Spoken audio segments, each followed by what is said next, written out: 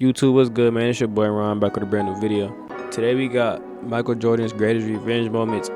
If y'all boys enjoyed this video, don't forget to leave a like. Subscribe if y'all new. We on the grind for 5,000. Don't forget to turn on the post notifications. And yeah, man, let's get straight into it. Most hyper-competitive player in the history of basketball. This guy takes any and everything personal, making it his mission to prove a point. It became personal with me. Which is why I've compiled a bunch of moments that show you why you should never piss off Michael Jeffrey Jordan. He took such umbrage at a guy saying, "Nice game, Mike," that he torched and humiliated him. MJ was driven by people that doubted him. He would always use it as motivation. And the same applies to the game where he dropped his career high.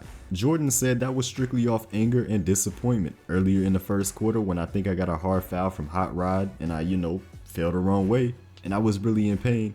And the whole crowd cheered, and that right there pissed me off because they was more in tune with winning than someone's hope. That's when I went crazy, and he damn sure went crazy. This man dropped 69 points, shooting 62% from the field. Cooked the Cavs yet again. Cleveland's always been a place where I always have risen to excel, mainly because the fans truly don't like me there. In 1992, when the Blazers and Bulls met in the finals, Clyde Drexler was being compared to Michael Jordan, and Mike didn't like it. Clyde wasn't a threat. I'm not saying he wasn't a threat, but me being compared to him, I took offense to that. As always, when he's pissed off, he's in a different element. He wanted to destroy Clyde in that series, and he did exactly that. And he said, "You know what's gonna happen tomorrow. I'm gonna give it to this dude." Michael didn't want anybody to have nothing over him. 36 points on 53% shooting to Clyde's 25 points on 41% shooting. This motherfucker is cold. So cold that he even got pissed off in a scrimmage game and took that personal. The 1992 Dream Team had a scrimmage between Jordan's team and Magic's team, and Magic made the worst mistake of his life when he decided to trash talk Michael Jordan. Yeah, you know what? I'll say it was his second worst mistake. Tell him, "This is what I'm gonna do to you. Fall away jumper, good. What did I tell you?" So I said, "No, Clyde, you better get him back. You better get him back." So then I came down.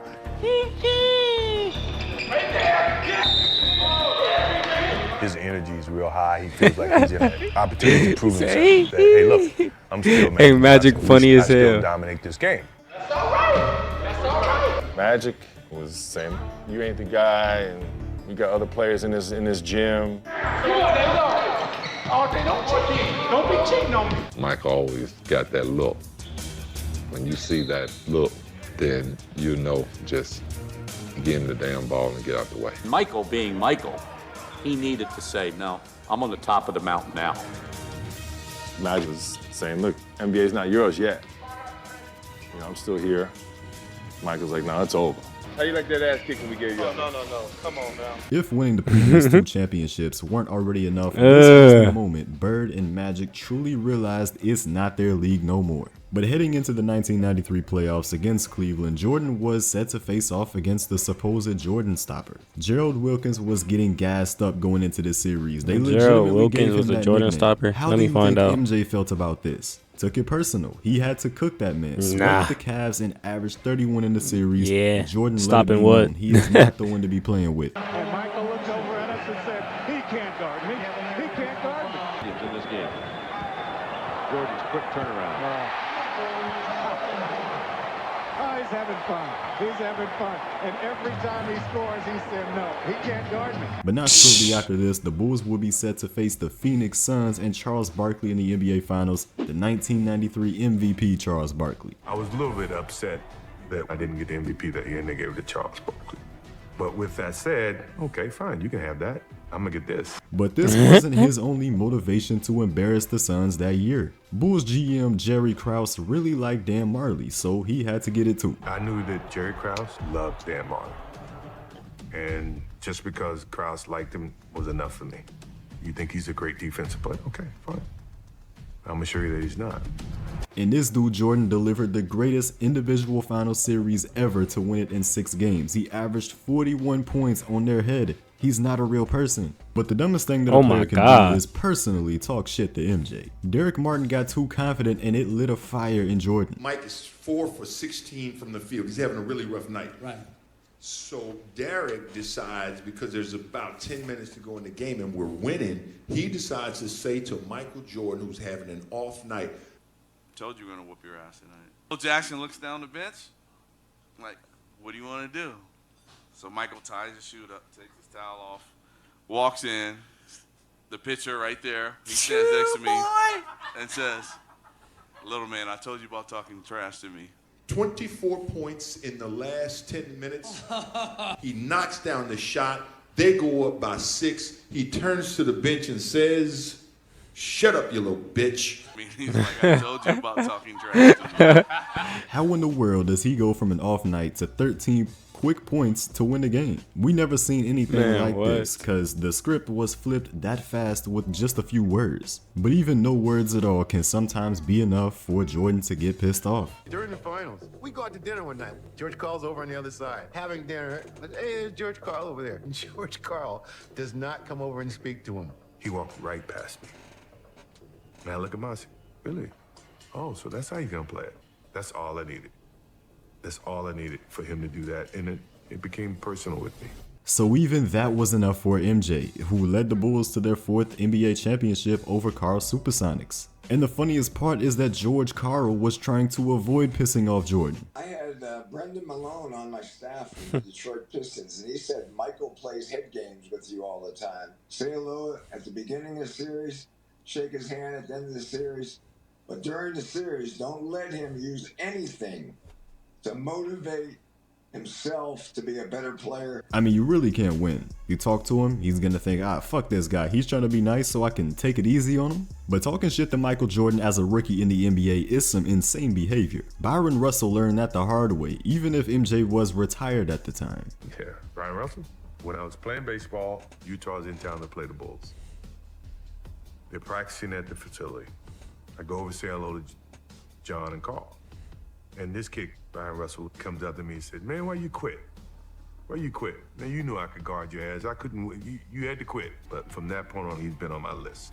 Of course, Jordan would never forget this, as in November of 1996, when they got to face off for the first time, Jordan said, you remember 94? Now you get your chance. And he cooked the shit out of him. You going the wrong way, Byron. Give that guy a map. Where are you going? To make matters even worse, Jordan hit the last shot against him too. In 1997, the Knicks coach Jeff Van Gundy said that MJ was a con man, always befriending players to gain a competitive advantage over them in the game. As you can imagine, calling Jordan a con man didn't go well at all, as that same week, Jordan dropped 51 points on his New York Knicks, including some trash talk directly to JVG. What did you say to him after that last basket? Some choice words. Can you give us a clean version? No. But ironically, just the week after that, George Karl, coach of the Sonics, didn't learn from JVG's colossal mistake. But truthfully, he didn't really say anything that bad. He just said that Jordan was playing in a way to not get hurt, becoming more of a jump shooter. But this shows how crazy Mike is. He went out and dropped a 45-point game on Seattle, shooting 68% from the field. He also hit this huge shot right in front of Karl. Across the midcourt line.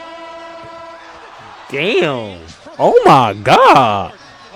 Shit. Dikembe Mutombo is one of the greatest defenders and shot blockers ever, and because of that, he thought he'd be safe in talking some trash to Michael Jordan at the All-Star break. Mike, come on, man. Be for real, you haven't got me yet. Huh? Mike, Don't even try it. You want me to go call Scotty? You have to call Scotty. No. Never. He said, I'll get you one day. Shouldn't have gone there, fam. Just 3 months later in the playoffs, MJ would do this. MJ. Oh, he did it! Oh, Michael shakes his finger, but he finally got his dunk on Mount Mutombo. Once again, though, in the 1997 NBA Finals, MJ had yet another factor that has pissed him off again and motivated him to destroy his opponent. What's the biggest motivating factor going into that series for you? Karl Malone get MVP. So we knew immediately where this was going. I'm not saying he wasn't deserving of it. All I'm saying is that fueled the fire in me and said, okay, you think he's the MVP? Okay, fine, no problem. I agree, MJ. That P word didn't deserve MVP. Thankfully, he also kept him from winning an NBA championship, not only in that season, but also in 1998. Jordan is the hero that we all needed. However, even with him being retired and an old man, that doesn't mean he still won't kick someone's ass for talking crazy. Top high school prospect O.J. Mayo thought he could get the best of Mike. You know, I'm playing in my camp against O.J. Mayo. He was a top high school kid coming out. He starts this thing about, you can't guard me, you can't do this. You know, I got my campus here, so obviously I can't really go where I want to go because of my camp. So I stopped the camp. From this point on, it's a lesson. And from that point on, it was a lesson. He never won a game. I posted him up. I did everything. If I can ever show you that film, if you can ever ask him that, ask him about the thing that happened at my camp. You know, he's knocking me down, you know, said, better scream for mama, you know, his mama, you know, hit the famous fadeaway on me, and, you know, Mike was Mike. You may be the best high school player. You know, but I'm the greatest ever, and don't you ever disrespect. But in 2009, when he got inducted into the Hall of Fame, Mike That's still hard, I had ain't gonna some lie. things to say to his doubters, just to further show that doubting on him will only make him better. He'll go to extreme lengths to prove everybody wrong. You know, as I moved on in my career, people added wood to that fire. Leroy Smith was a guy, when I got cut, he made the team, on the varsity team, and he's here tonight. I wanted to prove not just to Leroy Smith, not just to myself, but to the coach who actually picked Leroy over me. I wanted to make sure you understood you made a mistake, dude. And then there's Buzz Peterson, my roommate. Now, when I first met Buzz, all I heard about was this kid from Asheville, North Carolina, who's a player of the year. I'm thinking, well, he ain't never played against me yet. So Buzz Peterson became a dot on my board.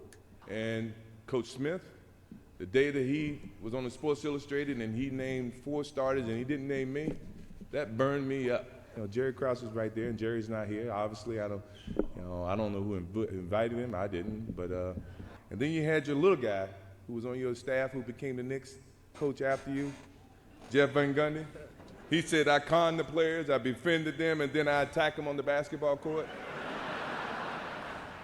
You know, so you guys, I must say thank you very much for giving me that motivation that I desperately needed. And then you had all your media naysayers. Oh, scoring champion can't win an NBA title, or you know you're not as good as Magic Johnson, you're not as good as Larry Bird. You're good, but you're not as good as those guys. And at this time, I had no thoughts of coming back and playing the game of basketball. And Byron Russell came over to me and said, "You know what, man? Why'd you quit? Why'd you quit? You know I can guard you." So when I did decide to come back in 1995, and then we played Utah in '96, and I look over to Brian. I said, "You remember this conversation you made in 1994 about?" I think I can guard you, I can shut you down, I would love to play against you. Well, you about to get your chance. So we've learned a valuable lesson here today. Never ever make Michael Jeffrey Jordan mad. He's actually crazy. You don't want to fuck with Mike. But there's a current player in the NBA right now who's been catching a lot of disrespect himself. Check out this video on former players hating on Giannis. How could you hate on Giannis? Alright, man. If y'all boys enjoyed this video, don't forget to leave a like. Subscribe if y'all new, man. We're going for 5,000. Let me know your thoughts on the video. Just let me know your thoughts about everything. What he said, anything that I said. And yeah, man, it's been your around and I'm out, man. Blessed like Christmas night, yeah. It's just something light, yeah. I'ma fuck his wife, yeah. Go light on the ice, yeah. Gotta sip this Sprite, yeah. Under 21, yeah. No license, my gun, yeah.